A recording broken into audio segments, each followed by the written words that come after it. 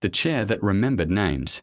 There was a wooden chair at the edge of the old bus park, the kind no one claimed ownership of. Its paint had peeled into soft curls, and one leg was shorter than the others, so it always leaned as if listening closely. People sat on it when they were tired of standing, when their journeys had been delayed, when they needed to pause without admitting it. What no one knew was that the chair remembered names. Not faces, not voices, names.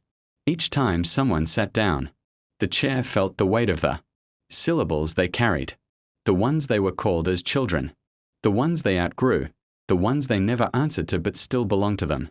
The names settled into the wood like fingerprints. One evening, a woman sat on the chair and sighed the kind of sigh that comes after choosing the harder option. As she stood to leave, the chair whispered her name, not the one on her ID card, but the one her grandmother used to call her when she was brave. The woman froze.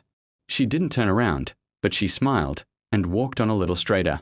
Another time, a boy sat down, swinging his legs, pretending not to be afraid of the future. When he rose, the chair murmured a name he hadn't heard yet. A future name. One he would earn. The sound startled him, but it also warmed his chest like a promise.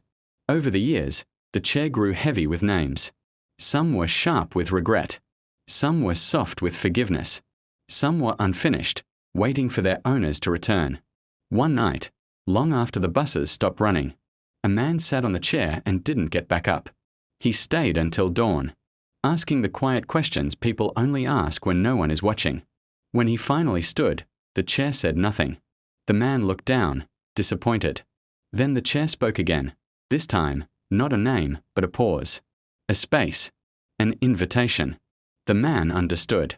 He laughed softly and whispered his own name into the air, claiming it for the first time.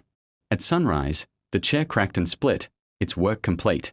But people say that if you stand very still at that bus park, you can still hear names drifting, waiting for someone brave enough to sit.